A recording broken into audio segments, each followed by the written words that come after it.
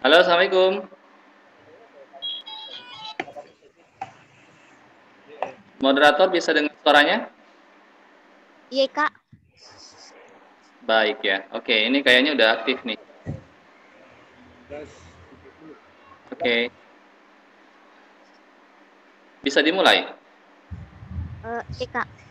Untuk teman-teman yang masih mengaktifkan mikrofonnya sebelum dipersilahkan, mohon dinonaktifkan. Silahkan, Kak. Oke, baik ya. Saya ulang lagi. Assalamualaikum warahmatullahi wabarakatuh. Waalaikumsalam warahmatullahi wabarakatuh. Salam kenal adik-adik, kawan-kawan semuanya. Saya Fahmi dari IAIN Kendari. Hari ini saya share sama kawan-kawan semua tentang bagaimana penulisan artikel jurnal. Saya editor in chief dari jurnal Langkawi. Jurnal Langkawi itu adalah jurnal bahasa Inggris ya, bahasa Inggris dan bahasa Arab yang concern kepada persoalan linguistik, baik linguistik Arab maupun linguistik Inggris begitu. Kemudian sebelum saya lanjut, bentar.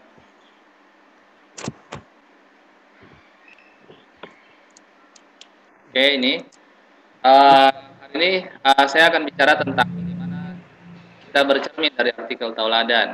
Ya, barangkali ketika misalnya Anda membaca artikel tauladan ini, Anda mungkin kurang paham gitu ya. Artikel tauladan itu yang dimaksud adalah artikel mentor. Artikel mentor yang dimaksud adalah artikel-artikel yang bagus sekali dan itu diterbitkan oleh penerbit besar di dunia, dan bagaimana caranya kita mencontek. Jadi sekarang itu tugasnya untuk bagaimana bisa mencontek artikel yang sudah terbit dari penerbit-penerbit besar. Nah, kemudian dari situ nanti kita bisa membuat. Karena sesungguhnya ketika untuk bisa membuat kita lebih mudah menulis artikel itu, harus ada artikel yang bisa dicontek. Namanya kita sebut dengan ATM. A misalnya ambil, T tiru, dan yang M adalah modifikasi. Di modifikasi itulah nanti artikel kita pasti akan berbeda dengan artikel-artikel yang sebelumnya yang kita contek itu. Saya beri nama artikel tauladan. Mengapa tauladan? Karena yang namanya tauladan kan patut dicontoh. Yang namanya tauladan itu patut ditiru. Karena patut ditiru, sehingga saya memberikan nama yang itu, gitu ya. Apa yang harus ditiru? Persoalan judul dan abstraknya, semacam itu. Karena kita punya waktu yang sangat terbatas, jadi saya membatasi hari ini, ngobrol hari ini tentang judul dan abstrak saja, semacam itu. Baik, ini saya tadi sudah diperkenalkan ya. Jadi kalau misalnya kawan-kawan mau melihat profil saya di Google Scholar atau di Google, ketik saja namanya, kemudian nanti akan muncul itu. Yang kedua, kalau misalnya tidak di Google, kawan-kawan yang sudah terbiasa bermain di Akademia Edu, Akademia Edu adalah medsosnya atau media sosialnya para penulis, itu bisa main-main di situ, ketik nama, langsung akan ketemu dengan nama saya.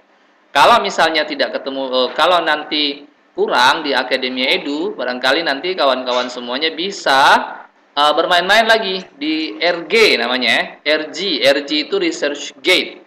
Di Research Gate nanti kayaknya Pak Safriman kemarin sudah sampaikan ya dan sudah menampilkan itu. Di situ bisa diketik nama, nanti akan muncul lagi profil saya berikut dengan artikel-artikel yang sudah pernah saya buat di sana. Oke, sebagai informasi dari kawan-kawan semua, ini adalah salah satu saja profil bahwa saya reviewer di mana-mana ya. Reviewer di jurnal di Unsia itu tahun 2017 sampai 2019. Itu sekarang sudah Sinta 1 dan masuk Scopus, kemudian di kantor Bahasa Sulawesi Tenggara itu jurnal terakreditasi Sinta 2, terindeks Sinta 2, kemudian di Rana itu jurnal kajian bahasa dan budaya di Badan Bahasa Jakarta, Kemendikbud. Jurnal Aksara kantor bahasa di Bali, Adabiat UIN Alauddin Makassar, Ijeltal IAL Samarinda, dan lain-lain. Itu masih sangat luar biasa banyak.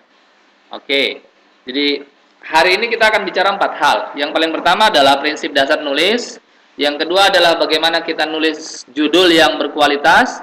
Kemudian yang ketiga adalah bagaimana variasi pembuatan abstrak. Dan yang keempat adalah kita ngintip bagaimana judul dan abstrak dari jurnal-jurnal yang sangat sangat luar biasa berkualitas itu, gitu kan. Nanti saya tunjukkan yang namanya berkualitas itu semacam apa. Nanti saya akan tunjukkan contoh-contohnya. Baik, prinsip dasar menulis yang pertama. Yang pertama ya satu, harus punya passion dan passion dulu. Passion maksudnya adalah kita harus punya istilahnya kalau mau terjun dalam dunia akademik, mau tidak mau kita harus banyak membaca. Makanya perintah agama Iqra, bacalah, itu sangat luar biasa. Sangat luar biasa apa? Sangat luar biasa membuat kita sehingga kita bisa memahami lingkungan sekitar. Dengan membaca literasi kita akan lebih bagus. Jadi kalau nulis, pasti orang yang sudah suka nulis itu pasti banyak membaca. Kalau misalnya dia tidak bisa nulis, berarti bacanya biasanya kurang. Itu sudah ada rumusnya ya. Bahkan ada beberapa penelitian mengatakan bahwa orang yang baca banyak, nulisnya banyak. Orang yang apa namanya? Dengarnya banyak, itu biasanya bicaranya yang lebih banyak. Jadi kalau misalnya dia mendengarkan sesuatu, dia akan berbicara lebih banyak. Kalau dia banyak membaca, berarti nanti dia akan biasanya kecenderungannya itu berpola, dia akan lebih banyak menulis. Makanya kita harus perlu bangun tradisi itu sejak anak muda ini ya, sejak masih belia seperti kawan-kawan semuanya. Usia 19, 20 itu sudah harus. Nah, kemudian kalau misalnya saya saat itu usia-usia 20-an, saya mempunyai sebuah komunitas dan itu komunitas penerjemahan ya. Dan alhamdulillah dalam komunitas itu ada 4 sampai 5 orang. Hanya dalam satu kelas itu ada banyak sekali komunitas-komunitas yang ada. Komunitas kaligrafi, komunitas bahasa Arab, bahasa Inggris, kemudian nanti ada komunitas rebana dan lain-lain. Saya ikut komunitasnya yang bahasa Arab dan bahasa Inggris dan alhamdulillah dari situ saya bisa menerjemahkan buku sampai ada kurang lebih 10 saat itu. Saat itu saya mulai dari semester 5 sampai lulusnya agak terlambat sampai semester 10. Hanya kalau saya ini yang kedua adalah bagaimana kita mempunyai lingkungan belajar yang positif. Jadi kalau misalnya nanti ada adik mau nulisnya bagus, otomatis harus punya lingkungan belajar yang bagus juga semacam itu. Karena tanpa punya lingkungan yang bagus, tanpa punya lingkungan belajar yang positif, kita juga tidak mungkin ya untuk bisa termotivasi sendiri. Itu. Selanjutnya adalah kita harus punya artikel tauladan atau artikel mentor. Artikel mentor ini begini, yang saya maksud adalah ketika nulis kita sudah harus punya konsep-konsep apa saja yang kita mau tulis. Dan konsep-konsep yang kita mau tulis itu sudah seharusnya kita cari artikel bayangannya.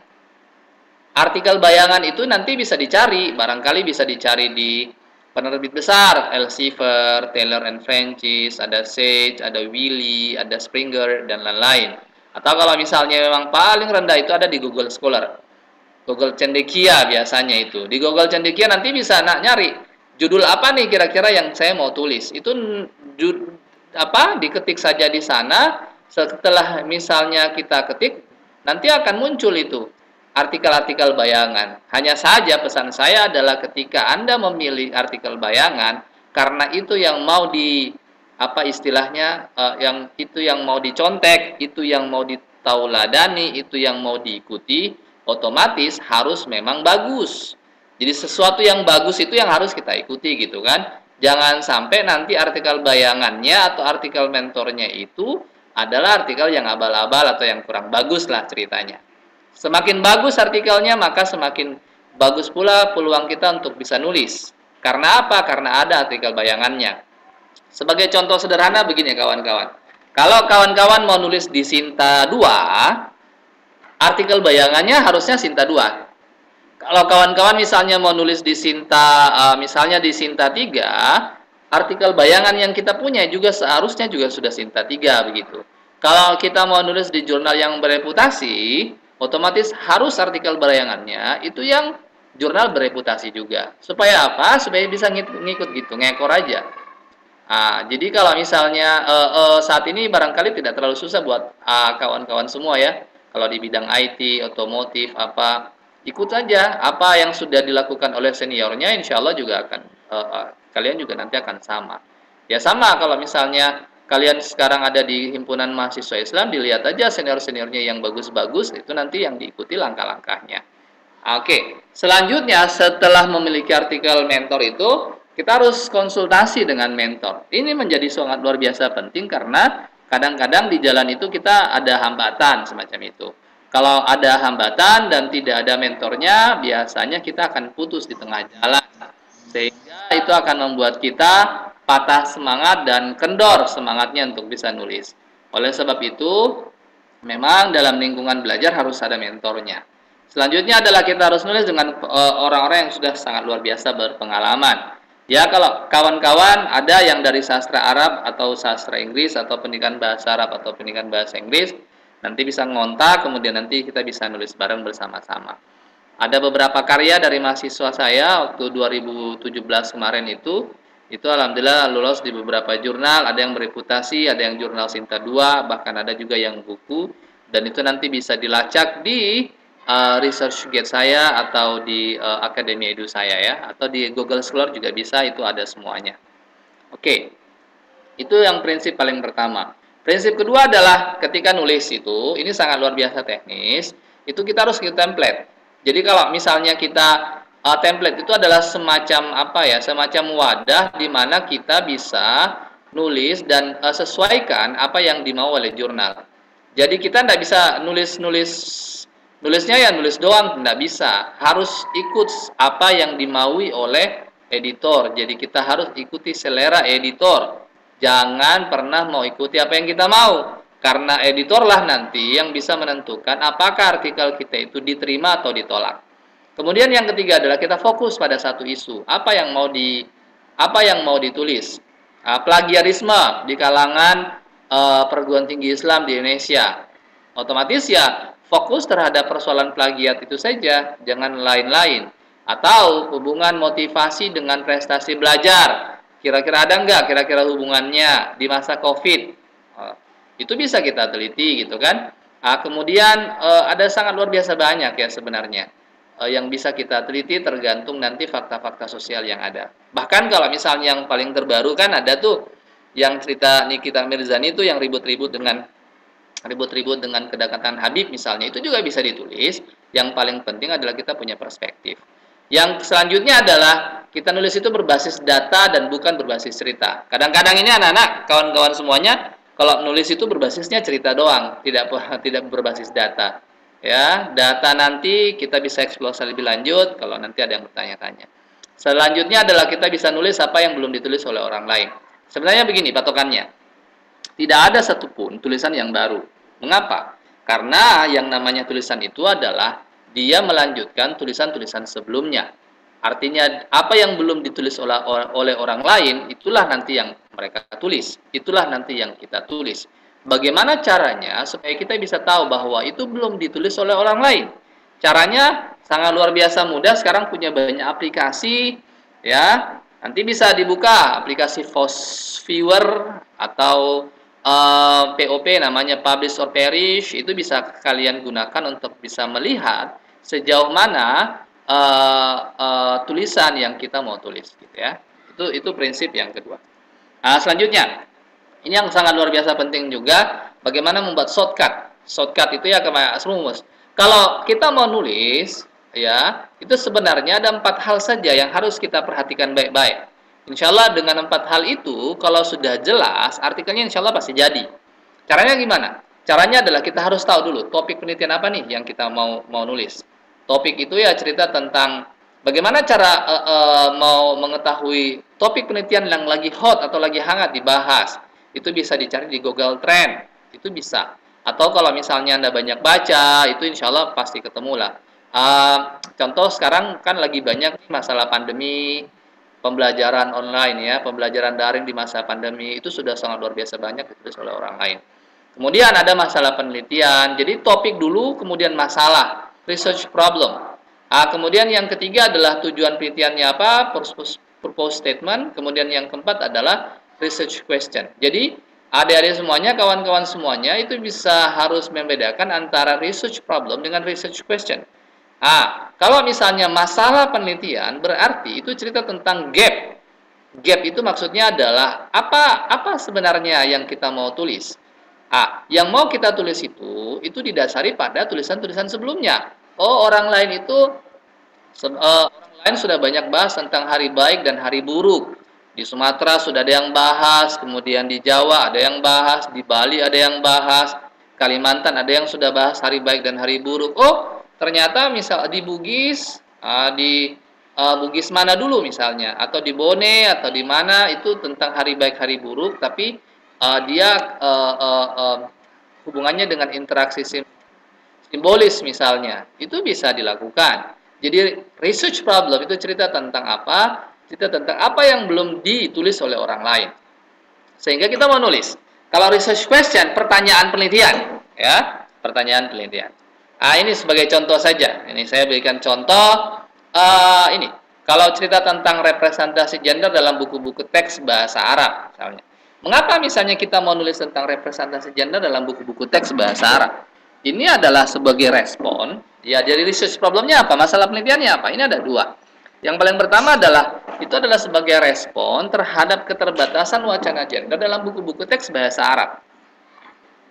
Bagaimana cara kita untuk bisa mengetahui respon terhadap keterbatasan itu? Jadi artikel-artikel sudah sejauh mana membahas itu? Cara mengeceknya sekarang sudah lebih mudah daripada dulu ya. Sekarang kita bisa gunakan aplikasi POP, Publish or Perish, bisa pakai Post Viewer, ya, dan lain-lain. Itu yang pertama. Yang kedua adalah bagaimana inklusi konsep representasi gender ini dalam buku-buku teks bahasa Arab. Persoalannya kenapa? Karena ternyata gender dalam buku-buku teks itu di Indonesia sudah banyak dilakukan dalam buku teks bahasa Inggris. Di bahasa Arab belum banyak, bahasa Jawa atau bahasa Bugis juga belum banyak. Kira-kira itu menandakan apa atau menunjukkan apa, itu bisa. Itu masalah penelitian atau research problem. Yang ketiga adalah tujuan. Jadi kalau misalnya saya mau cerita tentang representasi gender, jadi tujuannya adalah untuk bisa menganalisis stereotype atau bias gender dalam buku teks. Pertanyaannya apa? Pertanyaan penelitiannya atau rumusan masalahnya kan adalah bagaimana stereotip gender itu digambarkan dalam buku teks bahasa Arab. Buku-buku teks di sini adalah buku-buku teks yang dikeluarkan atau yang diterbitkan oleh pemerintah, dalam hal ini adalah Kementerian Agama. Itu sebagai contoh ya. Ini karena tadi saya cerita tentang bagaimana membuat judul artikel yang berbasis penerbit dunia. Ini salah satunya saja adalah Taylor and Francis. Itu ada 11 pola pembuatan judul. Jadi kalau Anda mau buat judul, Anda mau buat skripsi, itu bisa pakai 11 pola, tidak hanya satu pola saja. Ya. Ini sekadar contoh saja. Yang paling pertama adalah cerita tentang objek formal versus objek material. Objek formal itu bicara tentang konsep dan teori, material itu adalah materinya. Dan itu biasanya merujuk kepada datanya semacam apa, materinya apa. Representasi gender dalam buku teks bahasa Arab. Kalau representasi gender dalam buku teks bahasa Arab berarti objek formalnya adalah gender, kemudian materialnya itu buku teks bahasa Arab. Ini nanti bisa diganti-ganti. Representasi gender itu bisa diganti menjadi apa? Misalnya representasi relasi kuasa dalam buku teks bahasa Arab atau dalam buku teks bahasa Inggris dan lain-lain. Yang kedua, itu biasanya itu menggunakan case study of. Sebentar kita praktek ya, ini dulu. Kemudian ini a case study of internet game addiction misalnya. Itu cerita tentang bagaimana adiksi ya, seseorang yang sudah sangat luar biasa kecanduan bermain game internet. Itu ada penelitiannya. Kemudian the effect of, pengaruh hipnotis terhadap orang yang sakit menstruasi ya. Kalau menstruasi biasanya itu sakit, kemudian bagaimana, apakah misalnya hipnotis itu bisa menghilangkan rasa sakit itu, apakah ada pengaruhnya atau tidak, itu nanti bisa dilihat. Itu ada, artikelnya juga ada. Ini ada yang keempat, itu pakai nama and experimental. Jadi ini penelitian eksperimental. Ini sebagai Jane Addams as experimental philosopher. Itu kan Jane Addams sebagai seorang filosof yang suka bereksperimen. Kemudian verb plus ing, engaging, proposing, analyzing, pokoknya verb plus ing itu biasa muncul di situ. Yang keenam, nominalisasi. Ya, ini caranya membuat the use of atau the adaptations of. Itu tadi saya sempat searching sedikit the use of theory in sexuality research misalnya. Penggunaan teori dalam penelitian seks persoalan yang berbau seksual. Kemudian yang ketujuh, itu biasa menggunakan judul itu menggunakan teori di awal. Bahkan ada juga yang menggunakan teori di akhir. Bahkan ada yang ini menggunakan kutipan dari hasil. Kutipan itu bisa kita lihat daripada nanti ada tanda kutip begini, they only see their own. Misalnya itu ada. Kemudian ada juga yang menggunakan pertanyaan. Jadi kalau misalnya Anda nulis, ya supaya bervariasi, jadi Anda tidak hanya menggunakan yang misalnya objek formal sama material saja, atau studi kasus apa, pengaruh apa, hubungan apa, tapi Anda bisa menggunakan 11 pola ini. Ya, kalau menggunakan pertanyaan, what do you tell parents about why their child is pretending? Ya, itu ada itu, dan itu yang pertanyaan-pertanyaan saya itu luar biasa banyak. Kemudian yang ke-11 adalah bagaimana kita menggunakan pernyataan, begitu ya. Pernyataan kayak gini, king size or all size. Itu pernyataan kan, ukuran besar atau semua ukuran, proposing or typology of amplification. Oke. Jadi itu itu 11 macam pola bagaimana kita membuat judul artikel. Kemudian kalau misalnya membuat abstrak, itu ternyata juga ada polanya. Ada 8 pola bagaimana membuat abstrak yang baik. Ya, ini sebagai contoh. Ini kalau kita membuat abstrak itu apa sih sebenarnya? Ringkasan secara keseluruhan dari satu artikel jurnal. Jadi kalau kita mau tahu ringkasan dari sebuah artikel, kita langsung bisa baca pada abstraknya. Ya, kalau manusia kolbun ya, hatinya, bisa dilihat itu dalam salah satu hadis Nabi. Ini salah satunya bagaimana cara membuat abstrak itu adalah ini ya, ini ada research gate. Jadi kita membuat abstrak itu dimulai dari apa? Dari kata-kata research gate. Research gate itu adalah kesenjangan penelitian atau gap atau apa yang belum diteliti oleh orang lain. Selalunya dimulai dengan kata-kata meskipun persoalan identitas profesi guru telah banyak didiskusikan dan dilaporkan dalam pendidikan bahasa dan pendidikan guru, masih sedikit bukti empiris yang mengkaji bagaimana how language teachers construct their professional identity. Bagaimana guru bahasa itu mengkonstruksi identitas profesional mereka. Jadi itu mulainya dari kata-kata meskipun. Setelah itu nanti muncul di design research, nanti kemudian ada teori, kemudian nanti ada interview data, kemudian nanti ada hasilnya. Kemudian selanjutnya adalah ini yang kedua. Ini ada research, debate, and propose. Cara membuat abstrak itu adalah dimulai dengan perdebatan penelitian itu selama ini gimana toh? Ini kalau cerita tentang rethinking sexual citizenship misalnya, itu ada abstraknya hanya 2 saja yang ditulis. Pertama adalah perdebatan penelitiannya sampai sejauh mana, tujuan penelitiannya apa, kontribusinya apa. Itu yang kedua. Kemudian yang ketiga, ini di OJET yang pakai bahasa Indonesia. Kalau mau nanti saya akan tunjukkan beberapa. OJET itu adalah jurnal yang terbit di Amerika, kemudian berbahasa ini adalah special edisi khusus berbahasa Indonesia, dan tentunya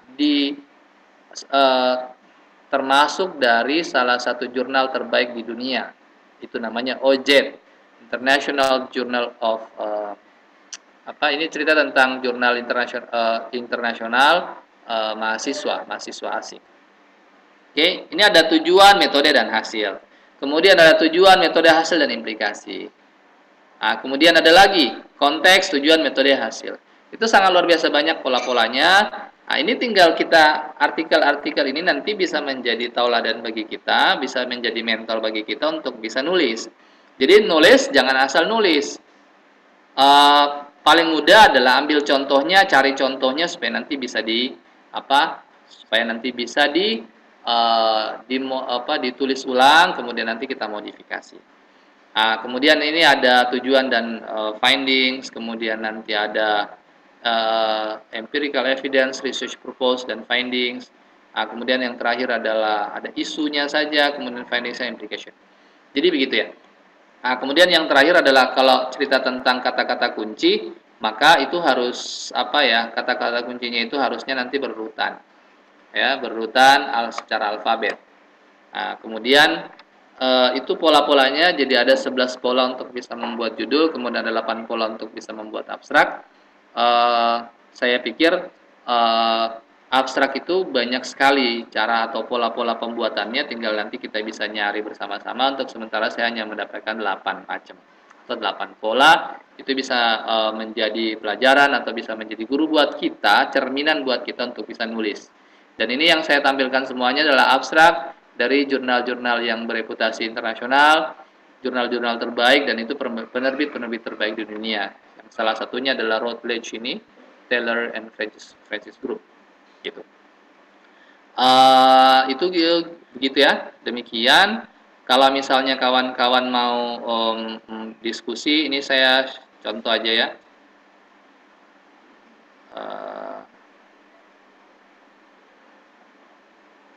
Bentar, atau barangkali nanti ada yang mau bertanya dulu, kemudian ada yang mau bertanya atau bagaimana, kita bisa lanjut. Baik teman-teman, itulah sedikit banyaknya pemaparan yang luar biasa yang dari pemateri kita, baik mulai dari pengalaman sampai penjelasan, bahkan beliau tidak hanya memberikan penjelasan contoh agar kita mudah memahami.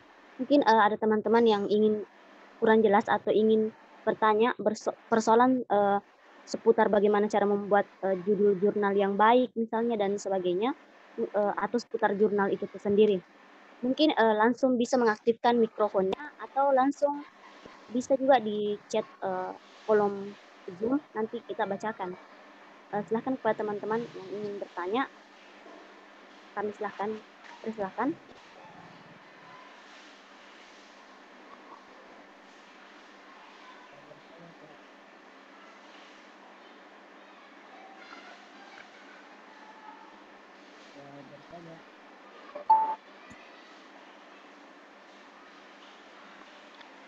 Oke, ini ada pertanyaan. Bisa nggak tampilkan yang dari bahasa Arab? Bentar ya, saya share screen.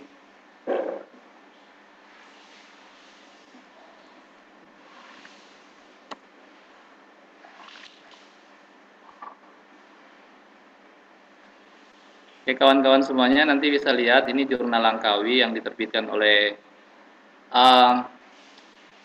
IAIN Kendari, Pusat Bahasa ya, unit pengembangan bahasa IAIN Kendari. Ini bisa dilihat, ini volume 6 nomor 1 tahun 2020, nomor 1 itu Juni ya. Nanti bisa di-download. Ini semuanya menggunakan bahasa Arab dan bahasa Inggris. Ini yang bahasa Inggris. Yang paling ini bahasa Arab. Oke, kita bisa cek.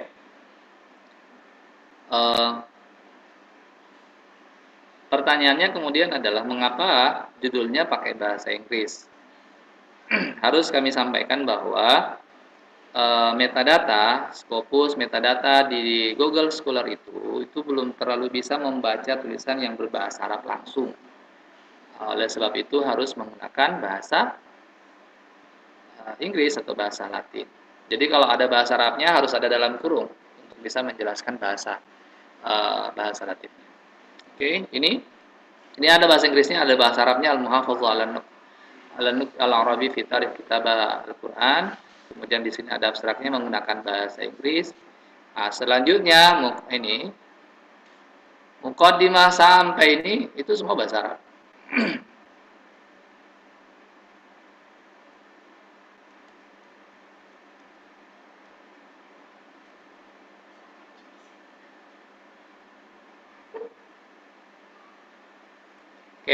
Nah, ini jadi ketika misalnya kita mau nulis bahasa Arab, otomatis kita harus apa?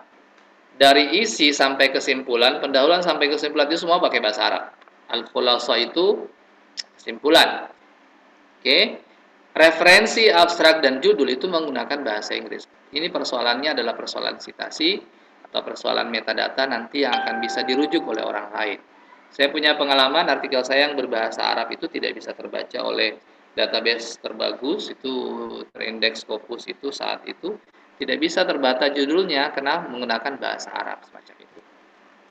Ini ya. Kalau yang penasaran, silahkan kunjungi Langkawi.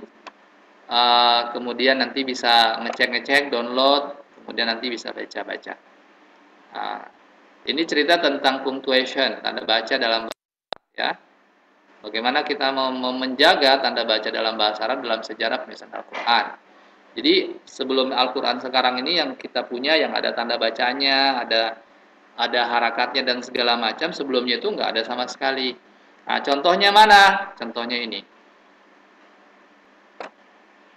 Ini kan? Ini bacanya gimana? Caranya membacanya gimana? Nah, ini tulisannya. Kemudian nah ini.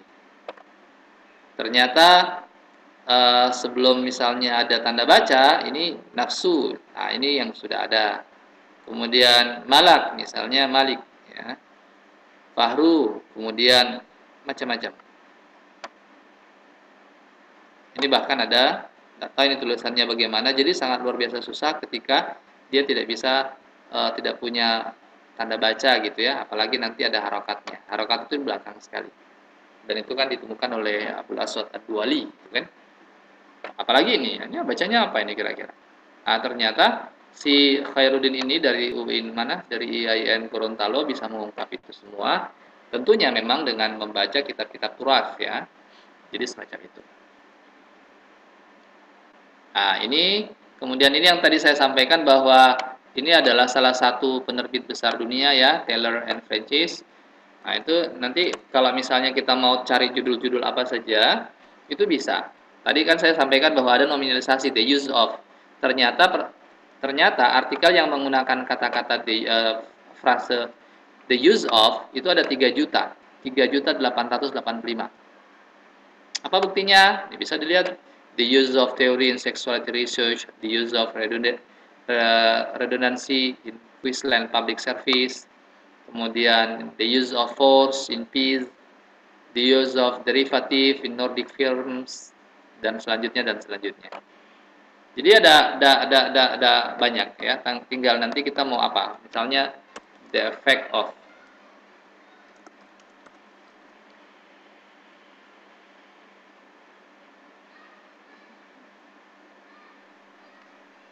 Bentar, sambil kita lihat.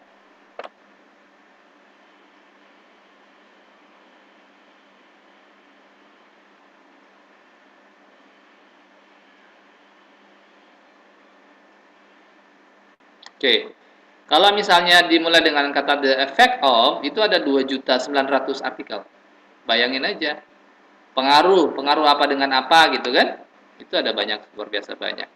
Jadi kita tinggal ngetik di sini, kita tinggal nyari artikel bayangannya di sini. Saran saya kalau mau nyari artikel bayangannya, yang bagus ya di Taylor and Francis ini. Tapi kalau misalnya enggak ya di Google Scholar.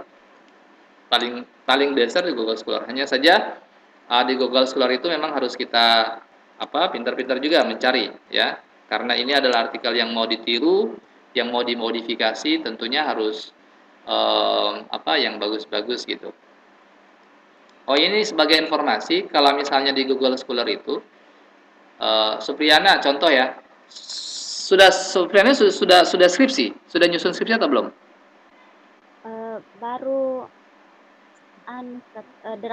baru Kak draftnya. Baru draftnya, apa judulnya? Mengungkap hakikat doa Nabi Nuh. Hakikat apa? Doa Nabi Nuh. Nuh ya. Iya, Kak. Ini kan kisah Nabi Nuh. Jadi nanti cara untuk bisa melihat apakah hakikat doa Nabi Nuh itu semacam apa, kita bisa lihat dari artikel-artikel yang sudah publish, yang sudah terbit. Oke, artikel yang sudah publish itulah nanti bisa menjadi gap, bisa menjadi patokan buat kita untuk bisa mengatakan bahwa ini belum pernah dibahas. Cara yang paling mudah kita ketahui itu sudah dibahas orang atau belum? Caranya gimana? Caranya harus itu ada penelitian-penelitian terdahulu atau previous study. Ya, penelitian-penelitian terdahulu itulah nanti yang kita ungkapkan semuanya, apa saja yang sudah dibahas, kemudian apa yang belum dibahas. Nah, ternyata memang hakikat Nuh itu belum dibahas. Nah, kenapa? Apa buktinya? Ini satu, ini di jurnal Al-Adl itu tahun 2013 itu hanya cerita tentang kisah Nabi Nuh dalam Al-Qur'an. Kan beda tahu dari hakikat doa Nabi Nuh. Konsep doa para nabi itu terlalu umum. Kalau ini kan kita hanya bicara tentang doa Nabi Nuh saja. Nilai-nilai pendidikan dalam surah ini, atau nilai pendidikan Islam dalam kisah Nabi Nuh, itu cerita tentang nilai-nilai pendidikan. Saya kan doa gitu kan. Nah, kemudian ini ada doa Nabi Ibrahim, yaitu Nabi Ibrahim, saya kan Nabi Nuh. Perlu kita ketahui bahwa di sini harus kita cek. Kalau misalnya ada namanya jurnal, jurnal itu berarti itu artikelnya itu diterbitkan oleh jurnal gitu kan. Kemudian kalau ada di jilid ini, itu biasanya di jilid UIN suka, di jilid ya. Kalau misalnya di jilid itu biasanya dia skripsi. Ya. Kalau mau cari jurnal atau skripsi, kalau di jilid itu biasa skripsi, repositori pribadi biasa, repositori kampus. Ini repositori atau di jilid. Nah, ini adalah repositori, tulisannya Unisba. Berarti ini mainnya ke skripsi itu. Nah, kemudian kalau yang namanya jurnal, ini baru jurnal gitu kan. Apa bedanya? Oh ya, kalau skripsi kan apa yang ditulis oleh mahasiswa kan, kalau jurnal itu ya apa yang dipublikasikan dan itu mengandung informasi baru. Nah, ini repositori. Repositori sama tadi dengan digilip. Jadi dia rupanya skripsi, tesis atau disertasi. Itu dia biasa muncul di situ. Nah, kemudian memahami doa Nabi Nuh. Ini kalau nilai-nilai pendidikan kisah Nabi Nuh alaihissalam dan kaumnya, kepala publisher itu ada. Kemudian Ilmuna tahun 2020 itu ada juga. Jadi semua yang ada di sini itu bisa dijadikan gap. Kita harus mengatakan bahwa oh ternyata persoalan hakikat Nabi Nuh, doa Nabi Nuh itu memang belum dibahas. Buktinya apa? Ya buktinya adalah penelitian terdahulu hanya bahas tentang kisahnya, nilai-nilai pendidikannya, kemudian konsep doa secara umum, dan sama sekali tidak membahas apa sebenarnya hakikat doa dari Nabi Nuh itu gitu kan. Jadi semacam itu. Jadi paling enak gitu. Atau kalau misalnya memang mau paling enak lagi, itu ada aplikasi Host-Viewer namanya, itu bisa digunakan untuk bisa melihat sejauh mana penelitian-penelitian terdahulu itu sudah dilakukan oleh orang lain. Oke.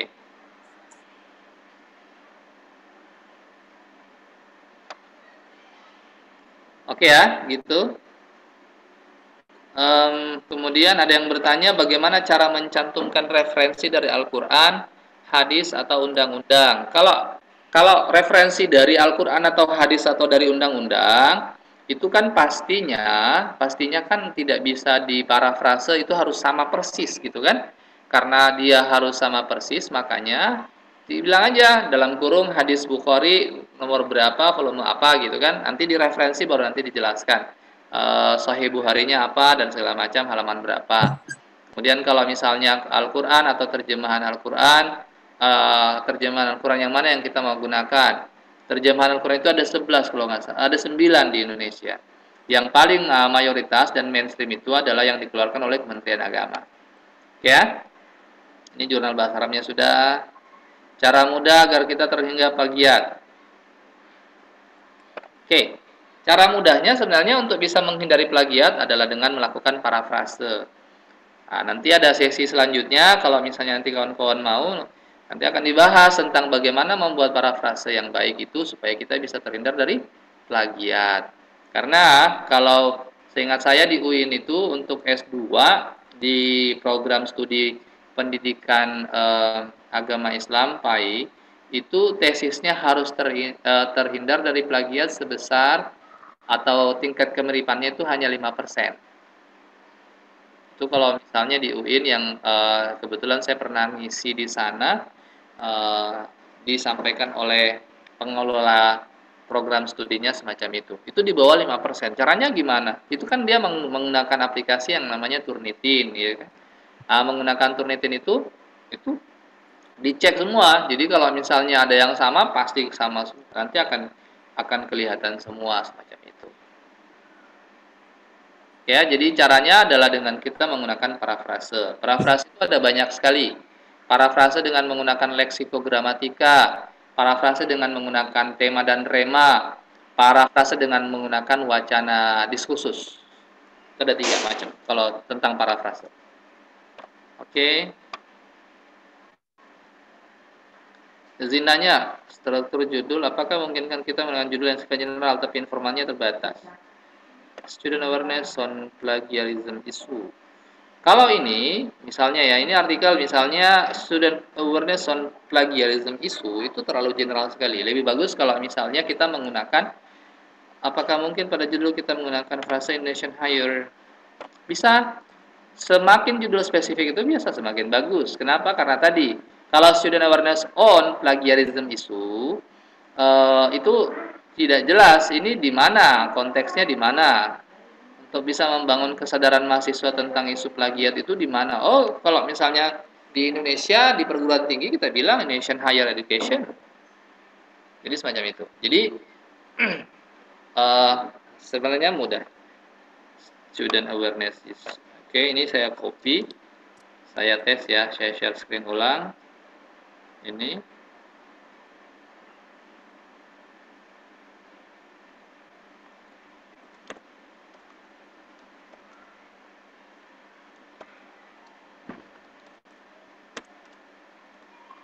Students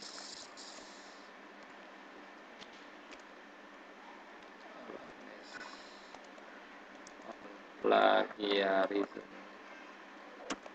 issue.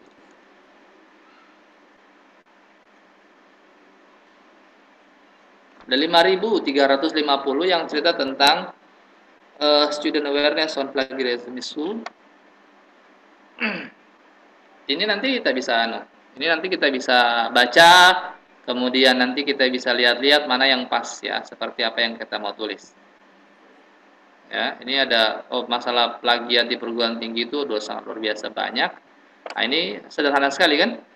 Understanding plagiarism and empirical study in accounting education. Jadi hanya memahami plagiatnya siswa itu studi empiris di pendidikan akuntansi. Itu aja. Kalau misalnya adik mau, ini Chinese University Students Perception of Plagiarism. Ya, persepsi mahasiswa di Universitas Cina.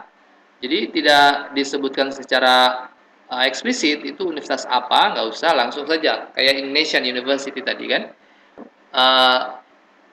Persepsi mahasiswa itu terhadap plagiarisme. Udah.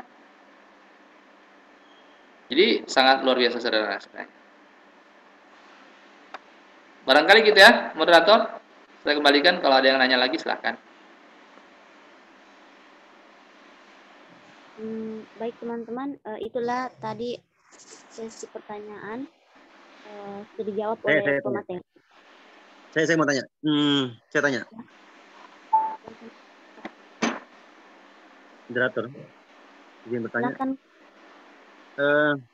Ya, makasih atas kesempatannya. Begini Pak Fahmi. Ya. Kan tema-tema tentang karya ilmiah dan artikel ini kan terus berkembang ya, seperti berkembangnya juga ilmu sosial begitu. Lalu ada tren-tren baru begitu. Kemarin saya ikuti Zoom meeting itu dengan Pak Munim Siri ya. Mantan dosen. Bukan Munim Siri yang dari Amerika. Munim Siri ya, mantan dosen Unsuka ya, yang sekarang di Amerika gitu. Jadi kan ada statement dari beliau itu yang saya kira sangat radikal dan itu bisa membolak-balikkan metode yang selama ini kita anut begitu. Dia mengatakan bahwa style book yang dipakai di semua kampus itu kan disusun oleh profesor lama begitu, dan Saya dengar itu. jadi itu menghambat kreativitas gitu kata beliau, karena kan jadi takut mahasiswanya itu karena terlalu terkungkung dengan style book segala macam, jadi takut nulis segala macam. Di sisi lain juga banyak yang ditolak sama jurnalnya beliau itu karena apa yang beliau sebut tesis analisisnya nggak ada gitu. Tesis analisisnya tidak ada. Terus juga beliau juga bilang gitu ada perbedaan mendasar antara menyusun dengan menulis. Ini yang saya masih bingung apa yang maksudnya. Dia bilang banyak kita punya mahasiswa di Indonesia itu kebanyakannya itu menyusun. Ya. Menyusun tulisan bukan menulis. Nah ini yang saya masih bingung apa yang dimaksud. Jadi saya mau Pak Gunawan mungkin bisa menjawab itu. Apa sih bedanya menyusun dengan menulis gitu? Ya kan saya pengalaman waktu nulis tesis S2 itu Pak, kita memang diarahkan untuk ini takut begitu karena yang penting cepat selesai begitu kan. Jadi kan mati kreativitas mati Pak, dari milih topik aja kan sudah disalahkan Pak. Padahal kita merasa itu benar, ini benar topiknya nih, tapi sudahlah jangan terlalu itu nanti ribet nanti misalkan. Jadi mati Pak, jadi kita malas jadi agak takut berpikir di luar kotak begitu kan, agak tanda petik agak nakal gitu kan, karena dari pembimbingnya langsung bilang begitu kita langsung down Pak, nggak semangat lagi nih apa yang akhirnya kan nulis yang biasa-biasa aja gitu kan, yang apa tuh kalau taksonomi belum mungkin C1, C2 gitu kan nggak terlalu. Sampai sekarang kadang saya masih bingung ini bedanya tesis, skripsi, disertasi apa ini yang fundament gitu, karena nggak terasa itu yang bau-bau perbedaan yang spesifik begitu. Terima kasih Pak Fahmi ya. Oke, baik Banan. Oke, baik. Satu ya, menyusun dengan menulis, apa bedanya Pak? Oke, kalau misalnya Simun Imsiri, itu cerita tentang menyusun dan menulis, kalau saya menafsirkannya memang berbeda. Kalau nyusun-nyusun saja, itu biasanya pada persoalan gap Pak. Gap atau apa namanya, kekosongan penelitian yang apa sebenarnya yang belum ditulis oleh orang lain. Kalau yang namanya nyusun, jadi kita hanya menyusun saja. Oh, penelitiannya si A, ini, penelitian B, ini, penelitian C, ini, D, ini. Hanya nyusun nama doang, tidak ada sintesis Pak. Jadi kalau misalnya hanya menyusun saja di persoalan gap, dan paling pertama dilihat itu ketika nulis, apakah artikel kita itu berbobot atau tidaknya, itu di gap, di research gap tadi, apa yang belum ditulis oleh orang lain dan apa yang akan kita tulis, dan itu akan kelihatan nanti di persoalan referensi. Jadi ketika misalnya para reviewer ketika nulis, kita melihat sebuah artikel, itu pasti dia akan lihat dulu risetnya apa, referensinya apa. Kalau misalnya referensi yang digunakan adalah bereputasi internasional semua, ada sekitar 50 referensi misalnya ada di sana, otomatis dia akan mengatakan bahwa ini bagus. Kenapa? Karena kaya referensinya. Kalau persoalan referensi kaya, otomatis di research gap itu sudah pasti luar biasa banyak. Mengapa misalnya banyak di sana? Karena nanti di bagian discussion itu nanti didiskusikan. Penelitian kita masalah apa, kemudian nanti orang lain apa gitu.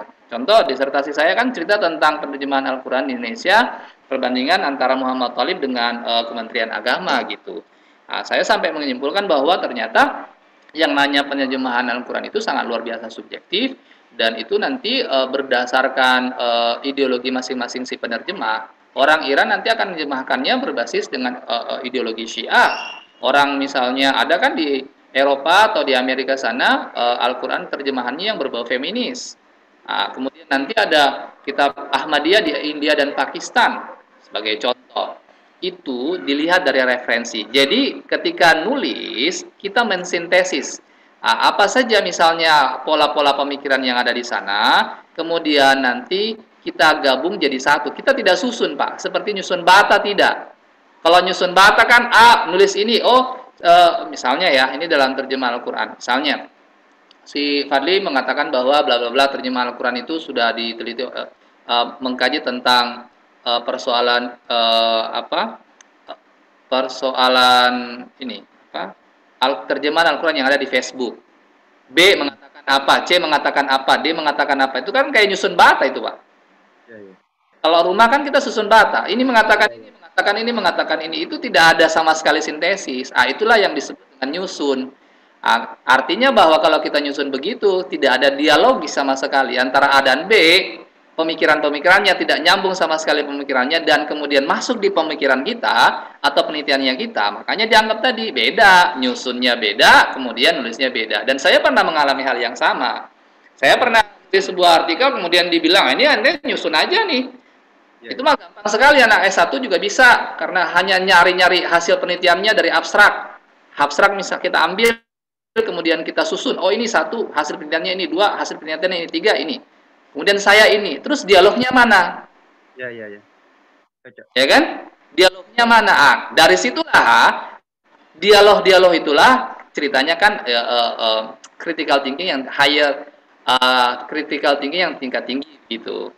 Jadi kalau misalnya kritis, kita akan mengatakan bahwa penelitian ini sudah sampai di sini, hanya saja dia kurangnya di sini, kemudian ditutupi oleh penelitian selanjutnya. Kemudian penelitian selanjutnya, gimana? Itu bahasa kita ya, bahasa yang kita. Jadi menyambung. Itu kita punya bahasa. Ya, cocok. Bahasa kita sendiri. Jadi kita mensintesis, jadi kita yang menyusun. Jadi ada namanya artikel genesis. Artikel genesis itu adalah artikel genesis itu adalah artikel awal yang bicara tentang satu hal. Sekarang kan lagi rame nih cerita tentang intercultural communication, misalnya ICC. ICC itu kan ada awalnya komunikasi lintas budaya. Komunikasi lintas budaya itu sebagai contoh itu misalnya diprakarsai oleh siapa awalnya, terus nanti turunannya apa, terus turunannya siapa, itu harus didialogkan. Kemudian nanti kita apa gitu kan, supaya bisa melihat gapnya di mana, celah penelitian yang belum itu apa gitu. Oke. Itulah sebabnya mengapa di situ yang dibilang menulis. Nulis itu research. Itu kan mengulang kan, search itu nyari ulang. Jadi apa yang sudah ditulis oleh orang lain kita kritisi, kemudian kita isi dengan apa yang belum ditulis. Gitu, Pak. Apa bedanya antara S1 S2 S3 tadi? Saya kok beda? Oh, sangat beda, Pak. Bapak misalnya menulis gap saja, anak S1 nggak. Kalau misalnya cerita mahasiswa S1 itu nyusun bata aja, Pak. Nyusun bata yang dimaksud adalah ketika misalnya nyari, oh ini penelitiannya sudah lakukan ini 1 2 3. Nyusun aja, tidak ada diskusi sama sekali. Ya. Itu nanti akan kelihatan di mana gap yang pertama, dan yang kedua di discussion. Selalunya kita luput di persoalan discussion. Mengapa? Karena kita ketika nulis itu hasil penelitian dan pembahasan itu kita samakan. Ternyata itu salah besar. Karena hasil penelitian itulah hasil, membahas itu ya membahas itu.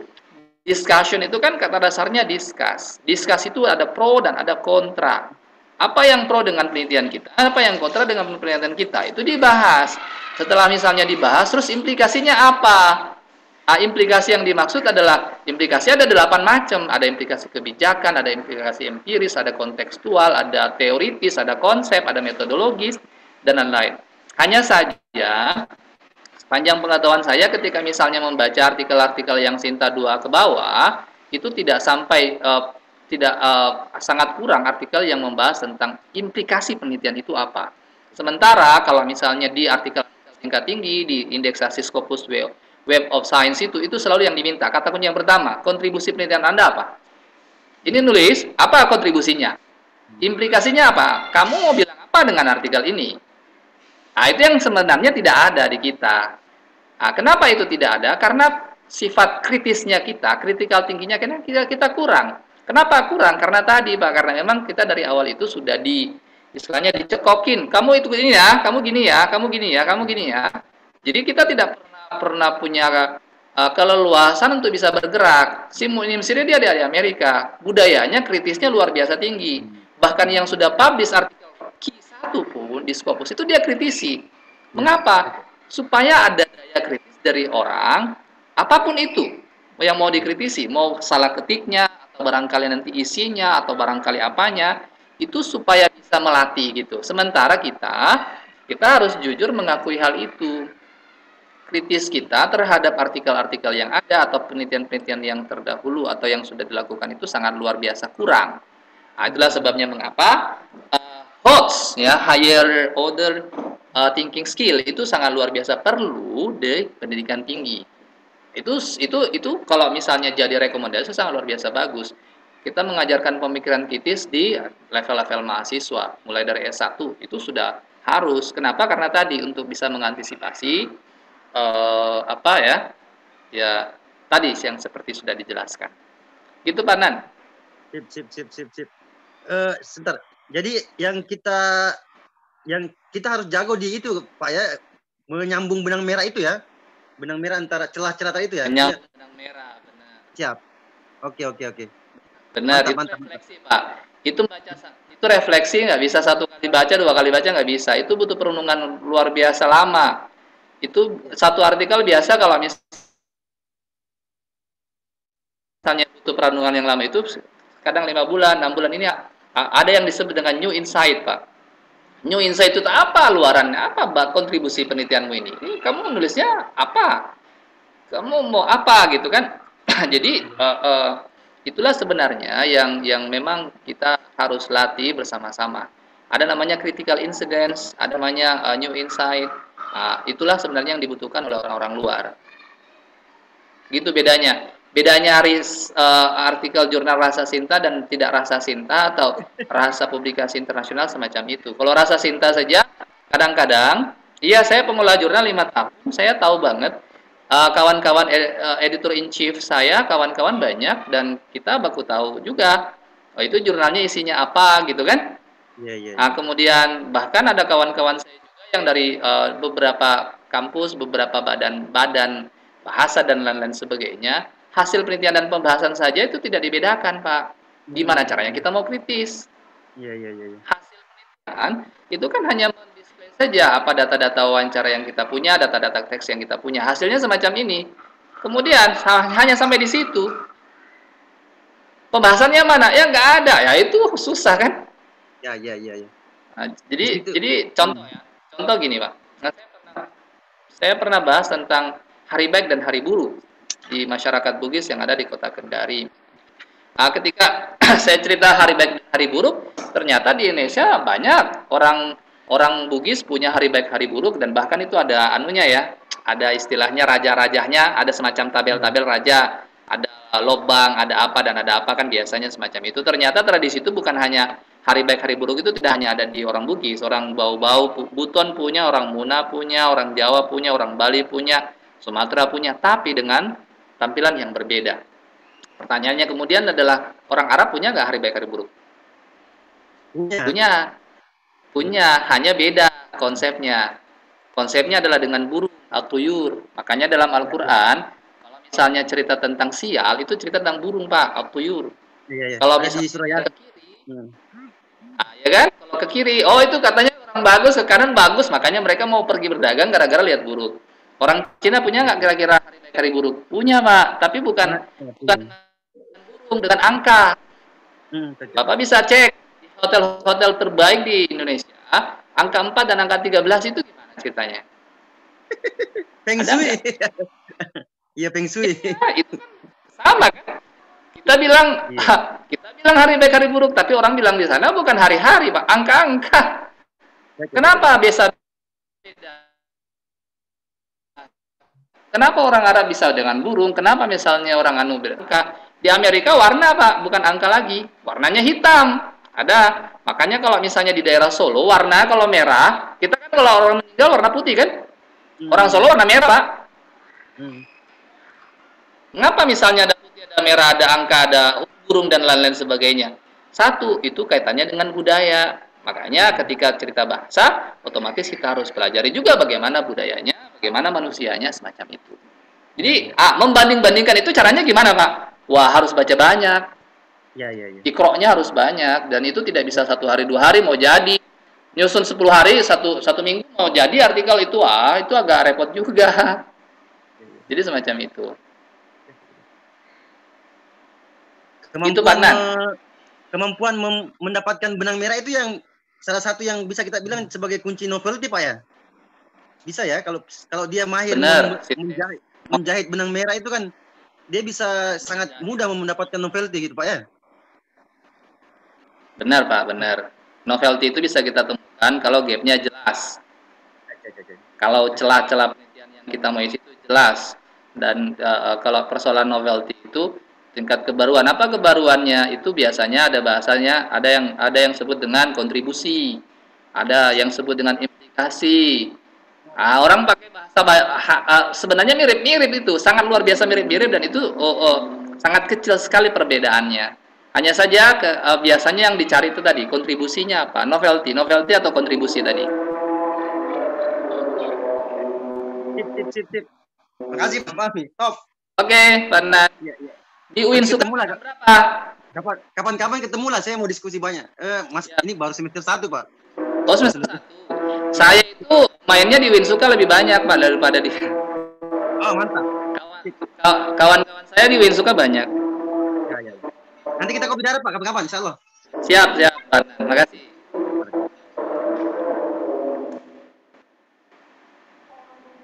Baik teman-teman, karena masih ada waktu, mungkin ada yang mau bertanya satu pertanyaan lagi sebelum kita tutup.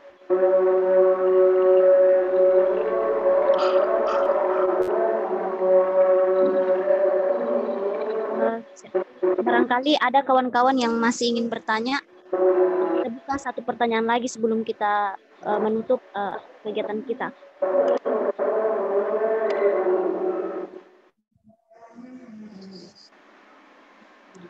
Mungkin sudah tidak ada, Kak.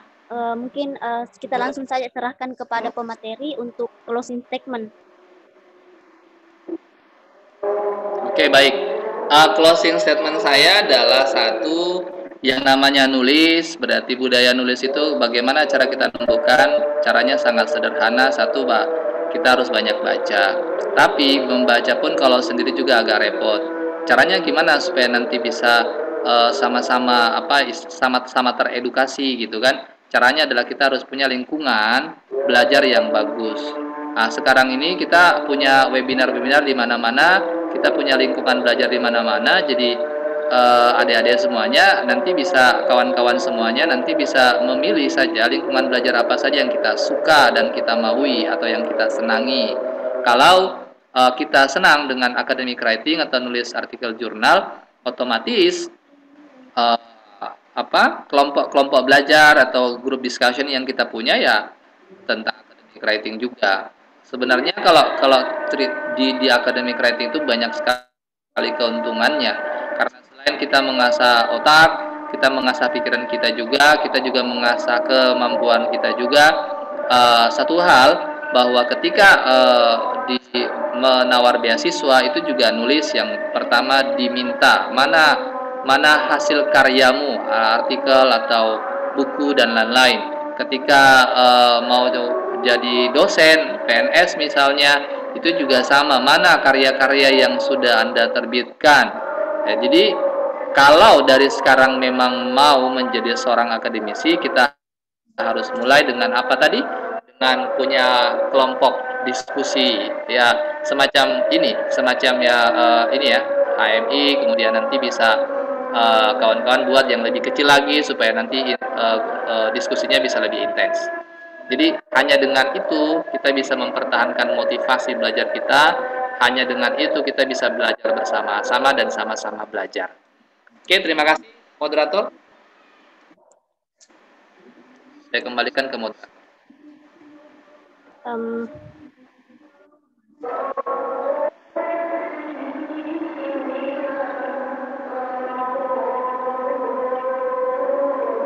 Baik, kami ucapkan banyak terima kasih kepada pemateri dan teman-teman yang sudah meluangkan waktunya. Mohon maaf atas segala kekurangan. Saya akhiri dengan yakin usaha sampai. Wabillahi taufiq wal hidayah. Assalamualaikum warahmatullahi wabarakatuh. Waalaikumsalam warahmatullahi wabarakatuh.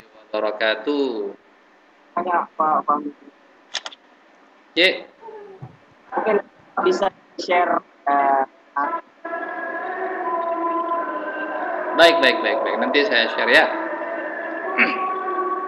Nanti saya share materinya.